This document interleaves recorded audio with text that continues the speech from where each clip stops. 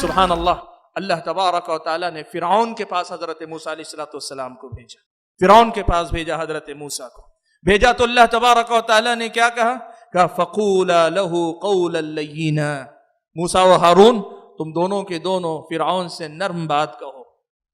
نرم کس معنی میں؟ لب و لہجہ انداز تمہارا نرم ہو، بات وہی کرو، سچی کرو، کھری کرو، صاف کرو، بتاؤ کہ رب کون ہے، رب کی بندگی کے لیے تمہیں پیدا کیا گیا، وہی بات کرو، لیکن بات نرم لہجے میں کہو، سلیقے سے کہو۔ کیا ہوگا؟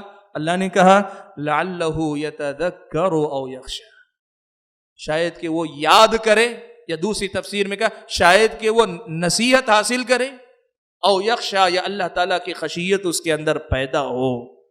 یہ جو ذمہ داری ہے یاد دہانی کرنے کی، یاد دہانی کروانے کی، یہ سب سے پہلی میری اور آپ کی ذمہ داری۔ ہم اپنی ذمہ داری کو یوں نبھائیں کہ اس کے افراد کو، سب کو، اور آپ بھی یاد رکھیں، خود اپنے نفس کی اصلاح کے لیے بھی سب سے کارگر طریقہ یہی ہے کہ مقصد زندگی کو یاد رکھو۔ جو چیز مقصد کی تکمیل میں مفید نہیں ہوگی وہ ہمارے لیے غیر ضروری ہے، اور جو چیز مقصد کی تکمیل کے لیے ضروری ہوگی وہ جس قدر ضروری ہے میری اور آپ کی زندگی میں اسی قدر اس کی ضرورت ہے۔